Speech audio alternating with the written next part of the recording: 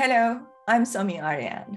I'm the founder of FemPeak, a platform where visionary women come to gain live access to global leaders and reach their peak potential. My guest on today's podcast is our very own tech Sherpani, Joti Balani. In 2019, I gave a talk to a community of entrepreneurs, and Joti was among the audience. We immediately clicked, and I knew that we would end up working together. What I love about Joti is that as a conversational AI architect, she has a strong understanding of both the technology and the philosophy and psychology of training artificial intelligence systems to be more human-centric. Joti and I have so many healthy debates that sometimes get super intense, but at our core, we are completely aligned in terms of our values and where we want to take FemPeak. So here's my conversation with Joti Balani.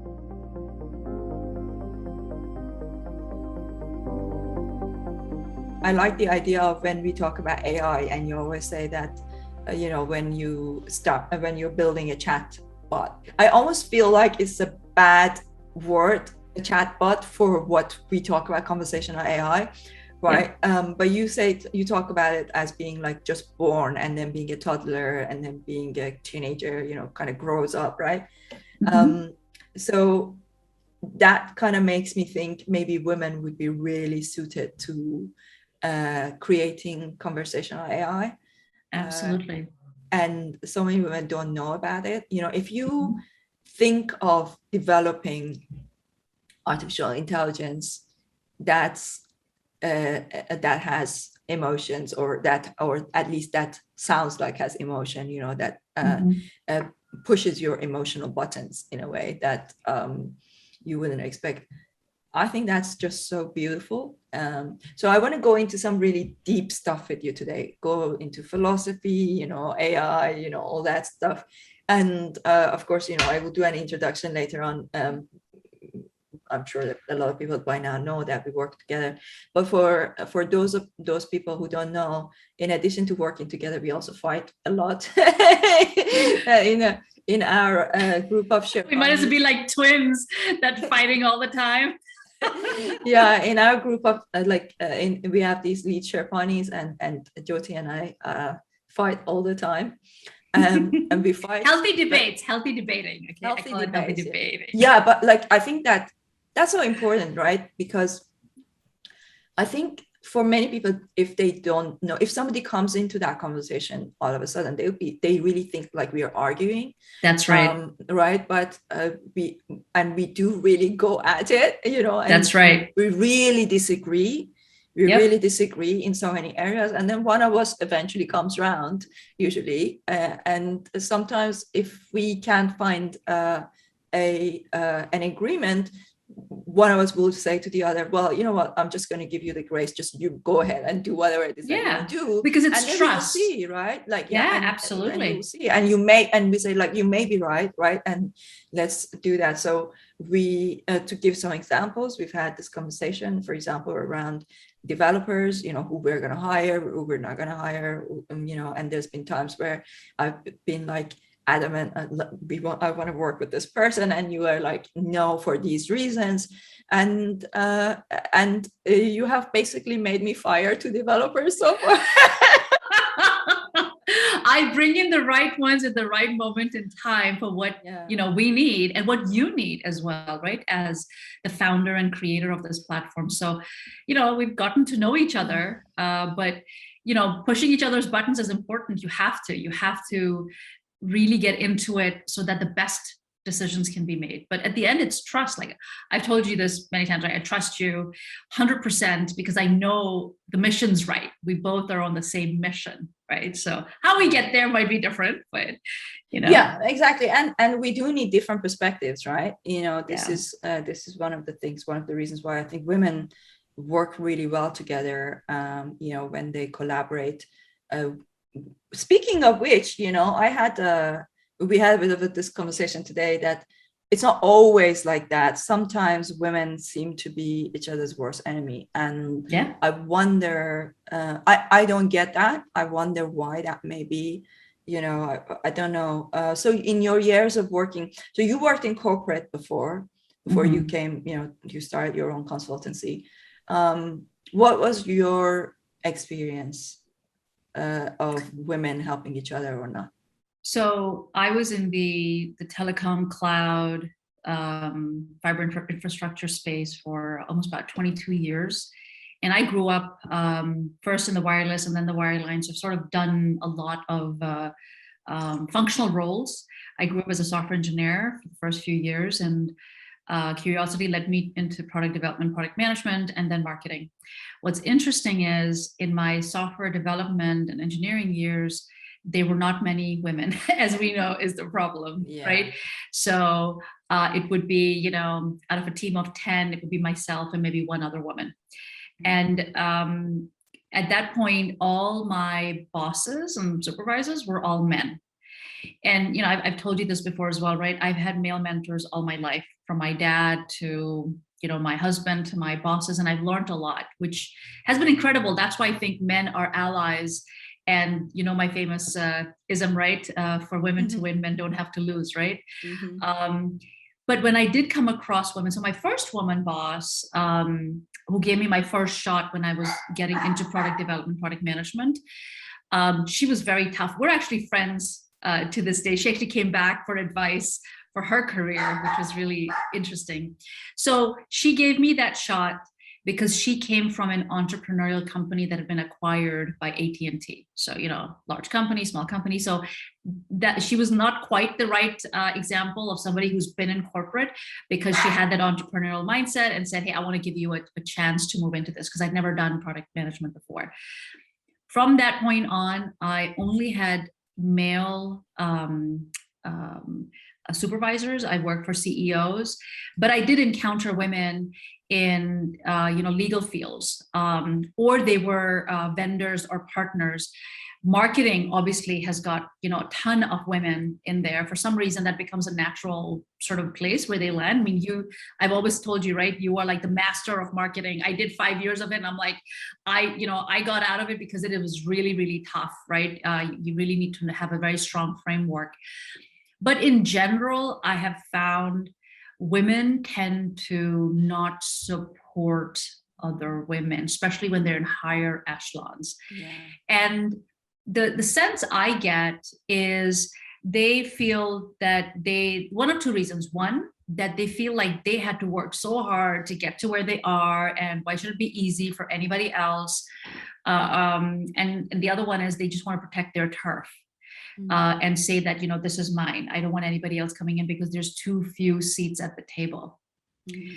I had this exact same conversation in 2017 at a panel that I did, where for the very first time, I was talking to a couple of women, and there's one woman I was saying, we were talking about this topic, and she said, do you see that too? I said, I do. And I said, I don't know why. Instead of saying there's only one spot, make more places at the table, right? It's like such a different perspective of thinking about how to be inclusive. Because at the end of the day, whether you're a man or a woman or person of color or not, right? Let's do together. It's together is better. But I think the mindset has been for so long, and hopefully there's a generation now coming, you know, with the work that we're doing. I think it's front and center, that you don't have to, and you know, we've heard this at our events, right, where a lot of women say we've never seen women supporting other women. I celebrate each time somebody gets a promotion or they move into another field. I said, well done. This is it. I mean, it takes so much to come here, right? So I think it's a mindset change that has to come, because there's been so few women in those spaces. They felt protected, but you know, they also felt very lonely. I've had those conversations as well. I mean, you know, Laura, right? I work with her at Citigroup, and now she's moved to BNY Mellon. Incredible. She's a managing director. She tells me a lot about this as well. You know, she says, I don't know what it is about women not supporting other women, but I think it's changing, thankfully. And I think the more we get the word out, we will change hearts and minds. That's really we need to change how I'm thinking culture. about it. Yes. We need to change culture. Yes. And I think that a lot of it is just lack of awareness. You know, it's like, you know, I always give this example. Let's say you go to let's say one day you come into your office with a box of chocolate, right? And you say, imagine you work in a big corporation with thousands of people. What do? You have one box of chocolate. You go first to your colleagues that are around you, that are like the desks that are closest to you. You go first to your best friend in the office, you know, the person that you share the chocolate with them. And then you go to like people who are a few desks away. Why is that? It's because of that sense of empathy and familiarity that you create with those, you know, with some of those people that are closer to you. You know, the more you know about someone's personal life, the more you feel like you want to do something nice for them. A person that you don't know about as much, I think that's where hopefully what we are building with FemPeak is about, not necessarily knowing about people's personal lives, but people do come to the sessions and share things about, you know, and I share some very vulnerable things about myself, which I never used to. You know, it's only really the last year or so that I have found the courage to talk about things like my relationship with my mother, things like that, you know, and people come in and share things that are very vulnerable, and we get the sense of, you've been at some of our sessions where we brought people to tears, you know, when we had the lady from the veteran, for example, you know, people like that. So it's I really feel we are going to create a change and a change culture, and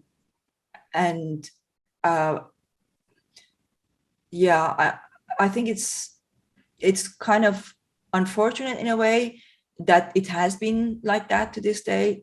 You know, I remember when my exes tell me that actually, you know, when I was talking about women supporting women, he was telling me that actually my experience has been that women are not collaborative. They don't even, you know, they don't support each other, and you know, that this is all just marketing. And I hope that's not the case. I hope that we are going to change. There is no other way. We have to change that culture. There's no other way. We have to work together, because nobody else is going to. You know, corporations, governments, nobody else is going to change the situation for women, because for millennia it has been the way that it has been. We have always been in the passenger seat. We have never been in the driver's seat. We have never been in the you know, decision-making seat, and we need to change that. And one of the reasons why I love working with you, because of your, you know, your interest in technology, is that I feel that this century is a homework is not the right word. I feel like this century is the most important crossroad in human history, because this is the time where we are merging with technology in a way that we never have.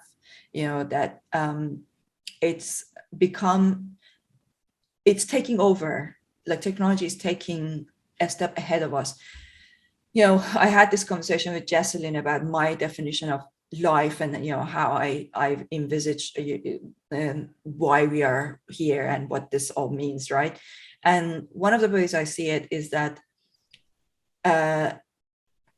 it's always this thing between order and disorder, right? You know, yin and yang, order and disorder. You know, different cultures, different philosophies have put it in different ways. You know, there's the Dionysian and the Apollonian in the Greek culture. There's the yin and yang in the Chinese culture, right? In you know, we have the order and disorder in science. So essentially, if we look at the universe as a whole, it's always a striving between order and disorder, or struggle between order and disorder, right?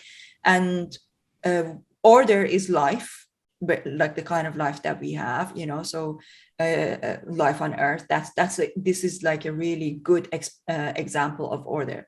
And disorder is like where there is no connection between the pieces, and it's like, you know, stars going in different directions, and galaxies, and, you know, just the universe just spreading, and it looks like there's no actual coherence going. So the coherence that we have on planet Earth, that is life, right?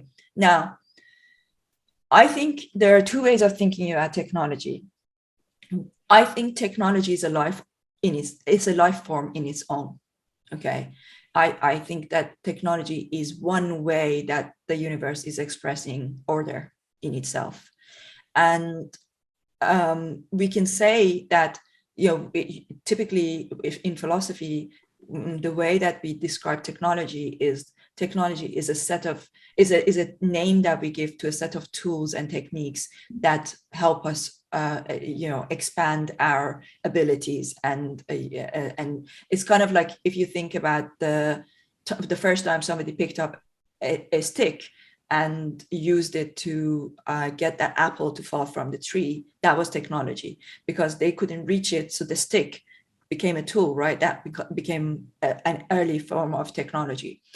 Now, one way of looking at it is that technology didn't exist before us, and or doesn't have a life without us, right? Well, another way of looking at it is that actually technology is in itself a life form expressing itself through us, and through the all life forms. So I'll give you another example. When you see a crocodile open his mouth or her mouth, and there is this little bird that comes in and sits and cleans his teeth, mm-hmm. That's technology. That is the similar kind of thing to us brushing our teeth. So in nature, so there is technology in nature. Birth is a technology. The way that male and female come together and create babies. You look at the bottom of the oceans, and honestly, some of the things that you see, it looks like some kind of alien life form of it's so fascinating, and it's technology. Like the fish that has that glows, or the worms that glow in the dark. So electricity, and the combination of chemicals, electricity. There has been technology way before us, and I feel like the mimetic and the genetic form of life that we are experiencing are one forms of life, or each of them are different forms of life, because I believe that ideas have also got a life of their own. For example, E equals MC square has always been there before we discovered it. So that it seems like math already exists. It's there, and I think we could say the same potentially about chemical relationship between particles, etc. So to not go too deep into that, because I go down the rabbit hole. This is the kind of stuff that I sit there, and when I meditate, I think about these things, and I think about these things all the time, and I always see whatever I'm doing, this business that I'm building, the lifestyle I'm creating, all that, I see them at the end of the day from that lens. So I'm always able to kind of zoom really deeply and then zoom in and zoom out, to where I am now and what the universe is and what this life means, and then where I am in this life. So with that in mind, I don't know, it would be interesting to hear your background on that, or your story, or your feedback on that, in terms of what you think of technology. When you think of technology, how do you see it? Because, for example, yesterday we had an event, and you mentioned that, that technology, maybe one way of looking at it was that technology, I can't remember what exactly you said, that it's taking over and you want to be part of that, right? But do you get the sense that maybe technology is a life form in itself? So I think your definition of technology, because we can cut it in many ways, right? So if you think about the beginning of time, humans have always figured out ways to solve problems, right? Whether it is trying to get an apple off a tree, or the locomotive engine, or electricity, there was a purpose, but then we also found other things to do with that. So it's almost like technology is born out of necessity, but then it becomes an engine and fuel for solving bigger problems that we didn't even know we had. So I'm fascinated with, as I've worked as a software engineer, coding, what would always occur to me is, what problem are we solving? I always would ask that question. But, to step back, more recently in the last couple of years, I've changed the way I think about it. To me, technology is evolving and nothing can stop it, right? The march towards progress will continue no matter what humanity has gone through. And we've gone through many iterations and cycles of, highs and lows, right? Winters and summers, and where we've done really well. AI, for example, right? Just coming to the heart of what AI is. If you think about its artificial intelligence, it was discovered in the 50s, not discovered, but created, right? So there's father of AI, there's mother of AI. And the idea was they took what was already available and said, what if we could create more time and space and the energy for humans to do more meaningful work, right? And it was with that thought process that people in the labs created this. But then when you think about the broader scope of what it can do for humanity at large, the engines of innovation take over and they go.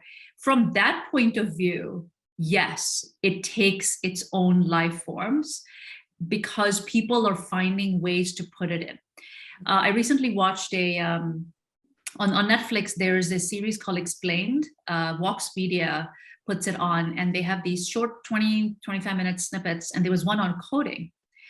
So when coding was created, right, what is code? Code is basically instructions that humans write for machines to do something, right? And I remember when I grew up, and I'm dating myself now, I would write in machine language, zeros and ones. I actually knew how to do it assembly language, right? So there was a hierarchy of the intelligence of coding. It went from down to bare metal, right, up to assembly language, then to more like there was COBOL, which is common business oriented language. There was Fortran, right? And now you've got Java, you've got Python, and now you have machine learning. So if you think about how coding has grown up, it's now an adult in a way that it's making its own decisions, right? What humans are doing is giving it input and output and a few lines of code, and it goes off on its own and learns. So from that point of view, if we say, is it a life form on its own? Absolutely. But there's always a pro and con, and you never stop the march of progress, co-evolution, right? It's a co-evolution. So us and technology, we have co-evolved. But the reason why I say it's a life form on its own is that it could potentially live without us, like when it gets intelligent enough, that's why I'm saying that 21st century is such a fascinating. I'm so grateful that I live in this century. I just love it, and you know what, I used to think, or it was put in my head from my grandfather, that it was like, oh, you're not gonna, basically you're this big disappointment and you're going to commit suicide, and it was kind of put in my head that you're just going to destroy yourself, right? But actually now I more than ever want to be healthy, and I want to live a long life because I want to see what happens, and I want to be part of it, and it's so fascinating. So what I feel is happening in this century is that we could potentially get to a point by the end of the century that it could take a life of its own, and it could live without us, and it could, whether it's us, uploading ourselves, whatever, like, or so many different ways that we merge with technology. We haven't even, like, Neuralink, Elon Musk's Neuralink, like the brain machine interface. If I would totally do it, like, to connect, my brain to the machine. This is not completely out of reach. You think about, we already have the technology where you can close a door by thinking about it, like you can speak, you can communicate without moving your lips or your hand or anything like that, right? So we already have that technology. This is like, oh, this is so fascinating. And I just want women to be part of it. I want women to be part of, making it, creating it. Because they will bring a different perspective to it. So I'll tell you one of the things that I worry, and I'm a big picture thinker, right? It's like, what are the frameworks within which this can thrive, right? And then you let it evolve, because as you were saying earlier on about how nature just finds its ways, right, to solve problems, like even the fact that we are alive and we are, together, as in we're like an organism that basically survived and thrived, right, and developed intelligence. For artificial intelligence, and they call it intelligent augmentation. So now there are views that you can paint on utopian and dystopian, and just like with everything else, the answer lies somewhere in the middle. So when we talk about these things taking a life form of their own, they will, because machines, the more you feed it, the more they thrive and they grow. It's like a baby that grows, right? You feed it fuel, you give it water and sunlight and food, it builds and it generates, right? So those cells are almost like those neuron, and the neuron connections in the brains is what's happening inside these machines. But the problem is, if you feed it the wrong kind of fuel, it can turn into a monster. Yeah. So it is really about the humans themselves that are looking at what they are doing, and harnessing it for the greater good, right? Elon Musk is an incredible inventor and thinker and creator. And I'm so happy that he's born and he's doing this, because he has the guts to go do it and put everything on the line, right? But you look at people across the board on what they're trying to do. Who is really going to ensure that there is fairness, that the ethics, I always say, emotionally, ethically, and economically intelligent beings? Can we raise tech to be that, right? So far, what we have seen, if you look at all the big tech, I had recently somebody use the acronym FANGs. I've heard FAMGA, Facebook, Apple, but FANGs is what we looked at. But I looked at that, I said, that's such a great description, because big tech lost their way somewhere. And I've worked for Google. I've done projects for them. I've done projects for large Fortune 50 companies, and I'm inside the heart of it, watching how decisions are being made. So if you think about enterprises, and I want to bring one point back to what you were talking about earlier, is the humanity of people, and why women are needed. I always tell folks, when I was growing up in my career, I said, don't give me a job because of my gender or the color of my skin. You give me the job because I'm telling you what I can do, okay, and what I'm capable, my potential. Yeah. So if you think about extending that arc out to women's capability, how are we normally wired? Mostly, right? You have that maternal instinct. We give growth, we give birth. But I tell people, don't think of it as, oh, because we are women, you're checking a box. Because in corporations, it is very hard. People do not talk openly about the stuff that we're talking about, which is why we're seeing so much success, right? So if you blend the concepts of women's role in this AI, which is this emerging tech, which will take a life form of its own, it makes so much sense to have, the maternal view in it. And as we're creating AI, I always tell my teams, as I architect a solution, to say, okay, now let's go figure out how to give birth and raise these, I call them virtual beings, right? It needs a mother and it needs a father. It's the same concept. So I call my conversation designers, for example, or AI designers, the designers that think about what is the most ethically, economically, emotionally intelligent way to design this life form. And when we engineer it, there's that father that says, I got to make sure that it will be strong and it will thrive and it will grow. We need both kinds. And we need that diversity to create this correctness, because, you know, the dystopian view is if you let these machines just grow unchecked, it's going to be, you know, I'm not a pessimist and I'm not too much of an optimist, but if we don't put some oversight on it, we're going to be in a world of big trouble. But I'm also a believer that you don't put too much of the checks and, you know, control over it, because then you won't get enough, right? So there's this beautiful dance that has to take place, and women have to be invited to the dance. Well, I would say women have to invite themselves, because you know, if you wait, I'm of the belief that right is not something you're given, it's something you take. Well, prepare yourself. But see, there's two ways to look at this. Should we prepare women? Absolutely, which is why we're doing what we're doing.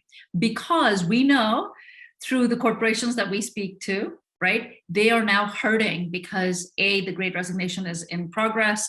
People are leaving, women are leaving. Women have been set back to the 1980s relative to how many women are in jobs anymore. So yes, we've taken a huge step back, but we're going to come back stronger, because we are going to be ready for the jobs that are yet to be defined in this world.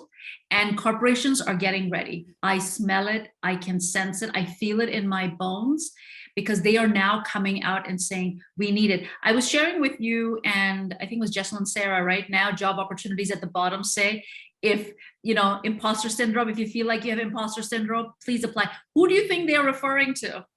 Women. Yeah. Right? Yeah. So I think if there's any time in any generation, in any moment of history, like you said, it's an amazing time to be alive, because I think in our lifetime, we will see this change. It's like a perfect storm that's brewing when you have supply and demand come together. It's a beautiful thing. That's where magic happens, right? That's where momentum builds. Yes, definitely. And I think it's something that women will really enjoy. They just don't know it. Yeah, they don't know what they don't know. I agree. Let's talk a little bit about this conundrum I have about trying to get women away from going into certain jobs. You know, that I know. Jobs, no, not jobs, sorry, certain you know, lines of work. Too many women want to go into doing things about wellness and coaching. And, you know, what I find, I know I'm going to go on a rant about this again, but, you know, it's so, I feel it's so important. We really need to address it. We need to get the message across. The problem is, you know, I'm seeing this from the outside, right? I'm seeing it from distance. I think a lot of times women, when they're in it, they don't realize it. Basically what's happening is that a lot of women are leaving great corporate jobs. You know, when I say great, I mean great paying, you know, potential for growth, etc. Maybe they are not progressing as fast as they would like, but those are things that we can work on. There are all those areas that we can work on. But a lot of times women are leaving these jobs and then starting their own business, but basically trying to become a coach, and they call it a wellness coach. And when I listen to their offering, they all sound the same.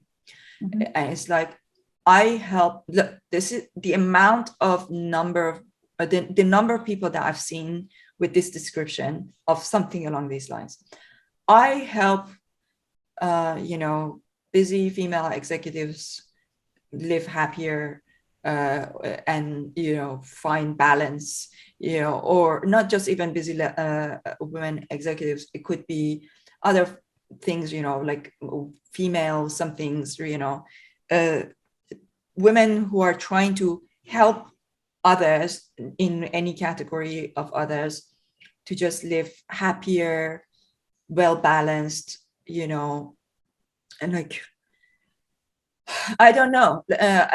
We just get so many women trying to do these kinds of works creating a market for themselves, etc.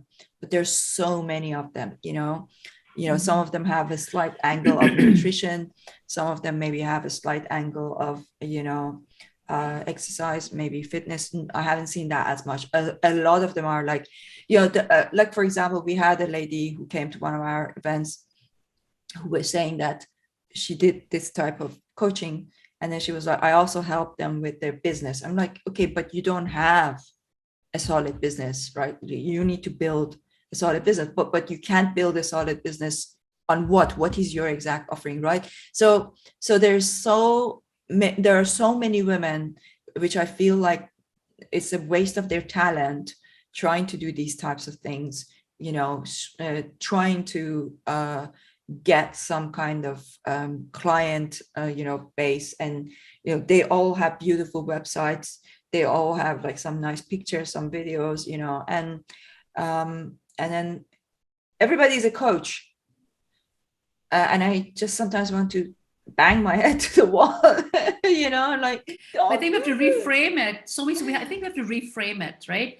So the fact that women go into this because it's the lowest hanging fruit, it's the lowest bar. And I think what we're saying is there's a higher bar and you can get there, because that's where the power lies, both economically, right? And from a decision-making standpoint, because that's where we ultimately want to take women. We're saying, look, the door is wide open, come in here.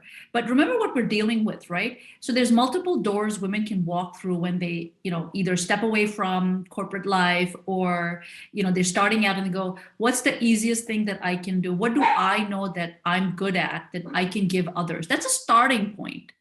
But they don't know what they don't know. So I'll give you an example. Conversation design. Most people don't even know that's a thing, right? It's when I explain to them and I say, the demand for that skill set is so high, there's not enough supply. What does that mean when demand is higher than supply?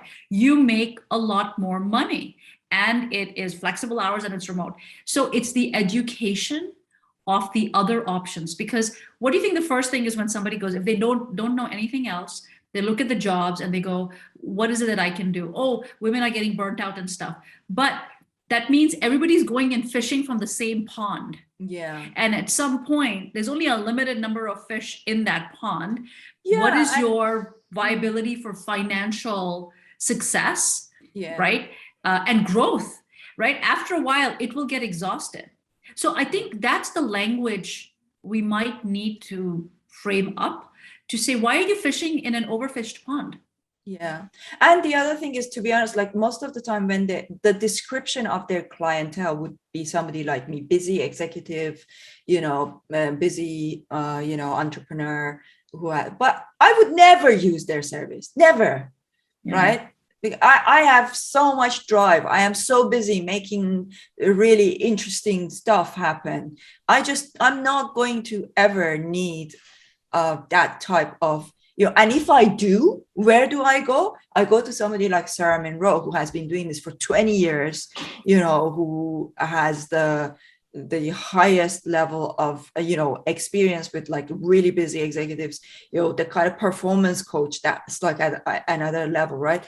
But and Sarah is one of our investors. She's a very good friend of mine. She's published by Penguin. So it's like any other kind of line of work where there are the top tier, there, and then there are a ton of other people trying to get into those. Yeah, they're getting small parts of the share. That's the thing. Or do maybe you want they're small? not getting any, or they don't get any, and they're just getting, some of them are like maybe getting some following online, and that kind of makes them feel like they're creating a community, etc. But then they become really disillusioned because they can't really push it to the next level. So I would say, like, a lot of these women will have such more fulfilling work experiences going into technology, learning these things. Like you say, it's something that you can do from distance, you can do remotely, you can learn in your own time. The other thing is, like, I've gotten recently as a hobby into trading, and I love trading. It's so fun. It's so much, so interesting. So there are a lot of areas in finance, in technology, in science, research, etc. Just what I would like to get across here is I beg women, please go do something that is more tangible. That's like really creating creating economic output that really has an impact on the greater demographic of women in business and technology and finance, and also that gets our words across, our messages across, gets our voice heard, that the more of us go into these fields. And then, when you go there, have some oomph, and like fight and get to the top levels. So let me give you a different perspective on this. So first of all, you and I both agree on the outcome. Totally agree, 100%, right? But I'm going to give you a different vantage point, right? So I'm a mom of two. I've been in the corporate for 22 years. I got out 3 years ago and said, I'm going to go do it. But you're still doing something about technology though. Yes. Okay. But I want you I have no problem with people leaving their jobs. What I have a problem with is people going into becoming like generic coaches. No, but hear me out. Okay. Think of where people have come from first. Like we're telling them, we want you to go from point A to point B. Okay. We agree what point B is, but how do you get them to find that path from A to B? But you have to first see where they're at.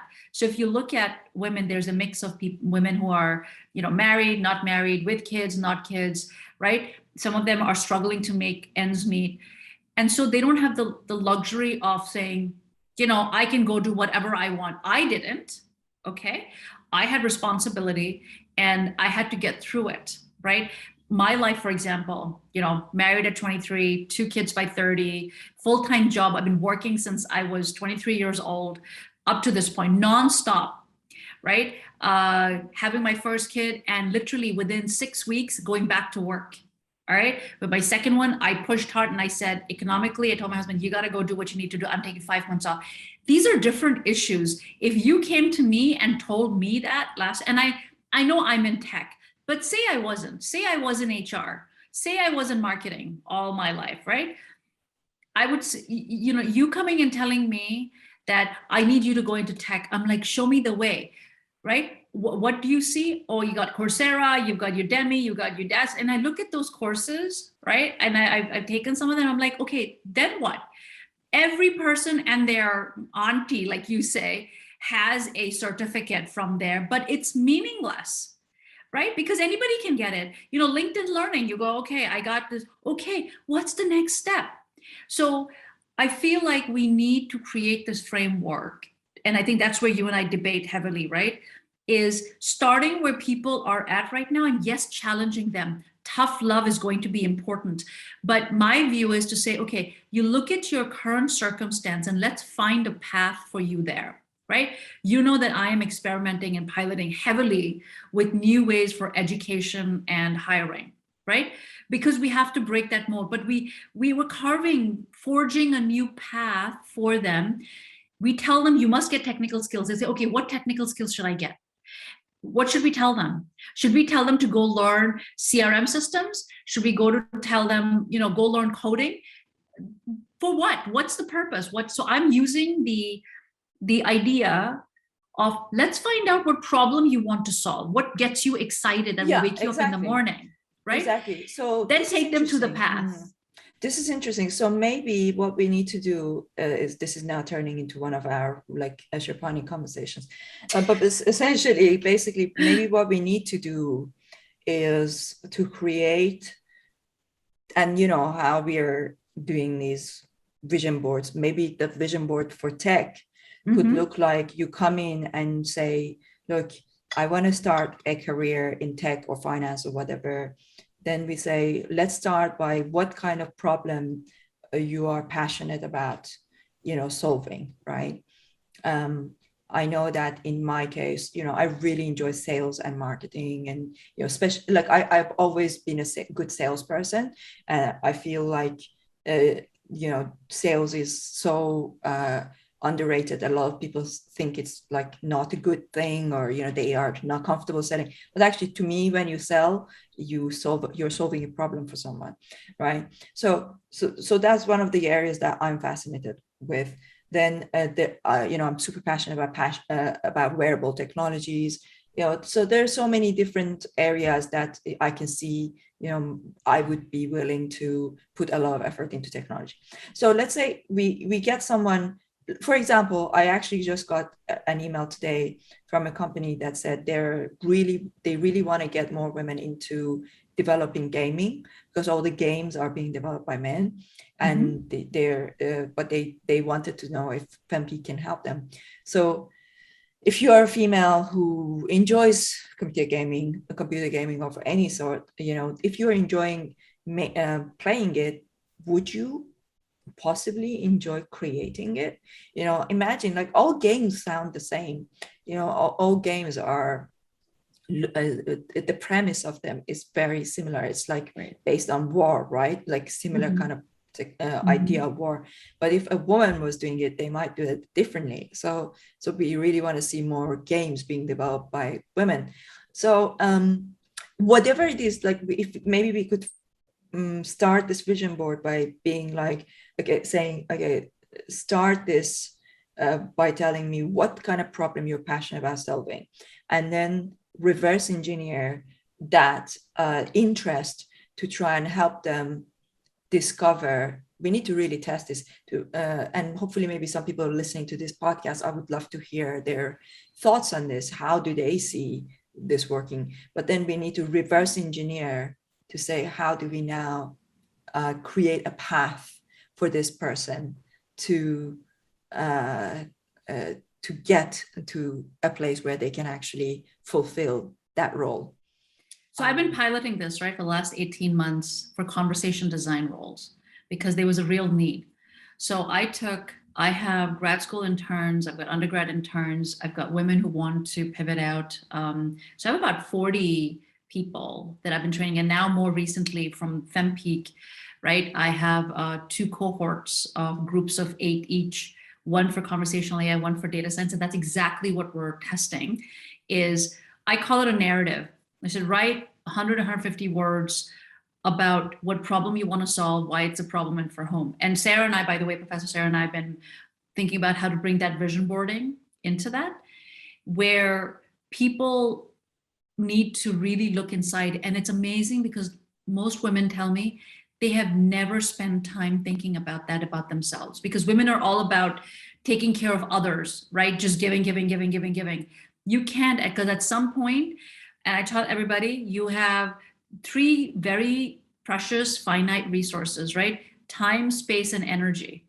You got to have to devote that to yourself. So step 1 is vision boarding, narrative. You really got to think about it, because without that, you can't light a fire. We have to light this fire, but we can't light a fire when there's no wood. There's nothing that can create that spark. And I have seen incredible success. I've actually placed women. They have found jobs. So I have completed my first couple of trials of women going into, from a conversation design standpoint. Imagine we can do that with gaming. I really believe that this is the pathway.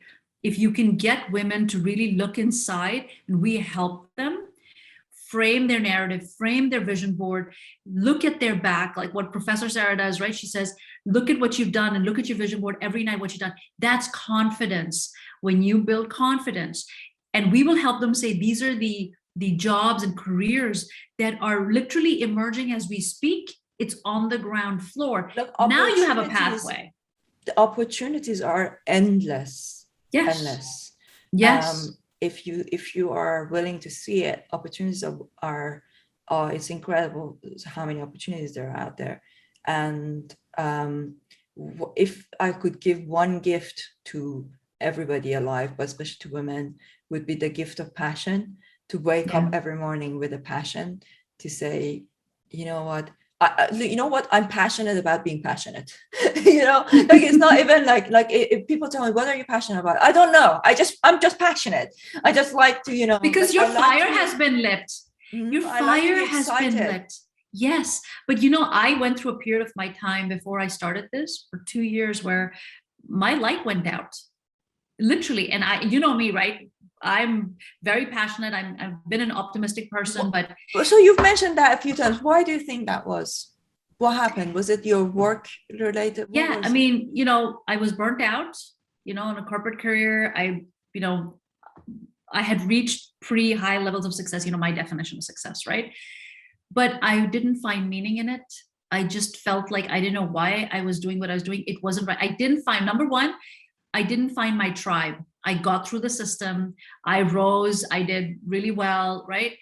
But at the end of the day, something was missing. And that hole had started way earlier. I knew that where the path I was on in the career, but for financial security reasons, I stayed. I couldn't drop, right? But my husband had his own startup that was still building up. And I had to stay. I had young kids. I'm like, I can't go on my own. But at some point, that hole got so deep, I fell into it.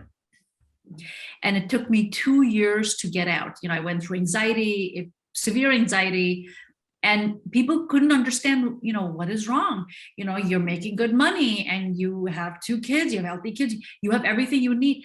And I couldn't pinpoint it. And now, as I talk to other women who are in that space, I completely understand. When you're coming off a corporate career, you are so burnt out, so burnt out. And I didn't know that. I should have gotten out earlier, but, you know, I couldn't for financial reasons, right? But once I did, and, you know, I did a lot of reading. I'm very much into self-help. I would read a lot. And the thing that really turned me was this book by Eckhart Tolle, The Power of Now. I would read 1 page every day. And I developed a whole host of physical issues. Allergies came out. You know, when cortisol is coursing through your body, it can destroy you. I was working out, but I wasn't eating much. I dropped 20 pounds and I've never dropped that much weight, you know, when I was trying. But I lost it from loss of appetite and stuff. It was pretty bad. But when I emerged, one of the things I started doing was writing my narrative.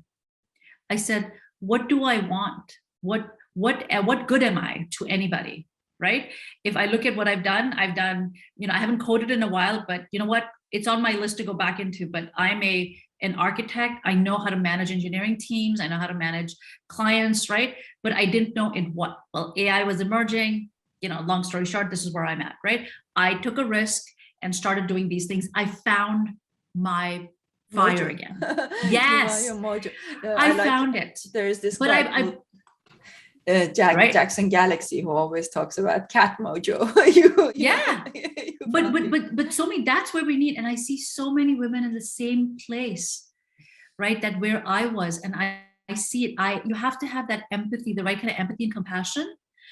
So applying the tough love to somebody who's already down, you know, it doesn't work. We have to be kind and say, let's see where you're at and let's build this together. This is hard work. This is not for the faint of heart. Well, okay, you do softly. I'll be like the bad mommy. Look, I think that's the balancing act. It's like the father and mother of making sure that everything is there. And they need that. I think women need that. They need guidance. They need somebody who really believes. I tell folks, tell me, I get on these mentorship calls one-on-one, and the first 30 minutes, I said, I just want to listen to your story. People tell me their story and they get so deep into it. I said, don't read me your resume. Forget your resume. Tell me about you and go back as far as you'd like. And some of them begin from when they were young.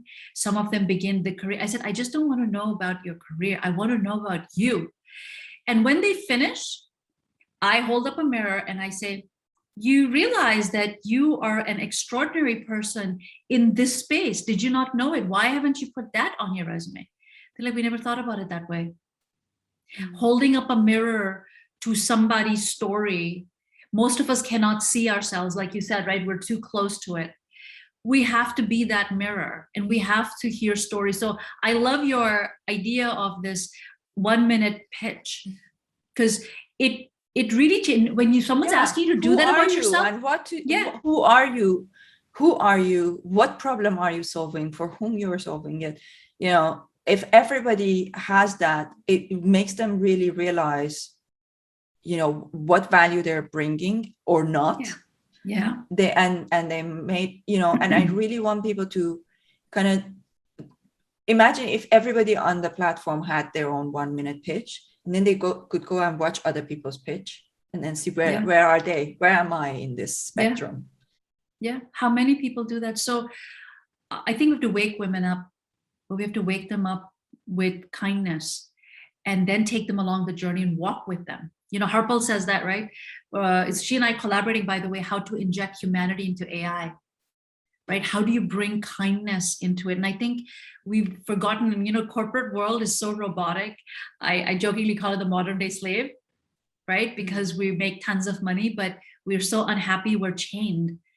And there is a way, but even within corporations, I think things are changing, right? Yeah.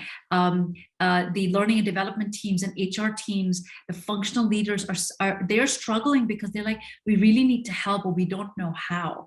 And I think that's the groundbreaking work that we have the opportunity to do here, that we've started on, right, with FemPeak, is to say, we can help. It has to start with kindness. And nobody talks about kindness in corporations. No. Because it's all about promotions, right? Saying the right things. You can never be authentic. I've had experiences when I was in large corporations where people say, don't be too authentic. I'm not kidding you. They would say, don't speak the truth. Okay, don't tell them too much. Yeah, okay, all right. I understand. I'm a capitalist through and through. But there's something called social capitalism. It cannot be at the cost of that. I don't even think it's social. I don't even know social capitalism it is. Human capital. Yeah, it's a different way of thinking. It's not even, all these things, capitalism, socialism, this is all developed by men, It's not like it. I think female philosophy hasn't even shined through yet. We haven't even got words for it. But we have to work with the current system. So if you think about, we have to start from somewhere and build it. Yeah, this is the system we've got. But what I mean, how do you carve a path? I just think that what we are doing is not social capitalism. It's something much more unique, much more disruptive, very different. We just don't have quite a name for it yet. Like I'm very good at coming up with these names, like tech philosopher, or transitional architecture. We are creating really transitional architects, these women of a 21st century, they all need to become transitional architects because we are transitioning from a pre-digital to a post-digital world. All of their children are never going to see a life without digital. So these women, they need to be the founders, the developers of these technologies that their children are going to live with, and the future generations are going to live with. So that's what I'm trying to encourage them to do, in my own convoluted way, sometimes, but that's what we need, right? We need breakthroughs, because if this was a problem that could have been solved, it would have been solved a long time ago. Look at how many women groups there are. Why is that not working? What is missing? Well, one of the reasons I think is that a lot of them are nonprofit, and because of that, they don't muster enough momentum. Whereas we're trying to build a platform that is for profit, so that profit can be taken to developing more and more and more. We're going to build a really big platform, and it has to be one of those tech giants. Why not? Why Absolutely. is it that the amount of times that I see women downplaying, whatever, it's like so many women going to nonprofit. Why? Because, I just don't like charities and nonprofits in general. And when I'm, a billionaire, I'm not going to give money to charity. I'm going to create the foundation for, you could call it some form of charity, but really I'm going to put my money into science, technology, like giving sponsorships, creating opportunities, creating jobs, etc. But I don't consider myself a charitable person. I never give money just for the sake of giving money. I'm like, I want to see what that money is going to do. And I'd rather build something, I'd rather do more in angel investing. I want to invest in companies. I will happily lend that one of the things that I really want to do with FemPeak is create a DeFi lending platform as part of one of the, the hubs that we're developing, because I think so many women could do with smaller loans that will help them, develop businesses. Women are so good at it. They're very, very good. You give women money, they are very good at it. So, to create that type of, so just so you know, because I don't have children, when I die, don't give my money to charity. Noted. I'm sorry, you have to show value creation. When are we going to get a return? So my light just went off. It's a sign that we are finished. All right. Well, this was great conversation. Thank you for inviting me. I know, it was great. And we will continue. There's so much more to talk about. I hope you enjoyed this conversation with Joti Balani. Joti also runs a fantastic program where she trains women to go into various areas of tech. So be sure to reach out to her if this is something you're considering, but you're not sure where to start from. Also, subscribe to the Somi Arian podcast on Apple, Spotify, or any other one of your favorite podcast channels. And don't forget to give it a 5-star rating and write a review. You can also find the full video of these conversations on my YouTube channel and connect with me on LinkedIn, Twitter, or Instagram. Finally, if you're not yet a member of FemPeak, head over to fempeak.ai, register, and join a community that actively supports women's professional growth.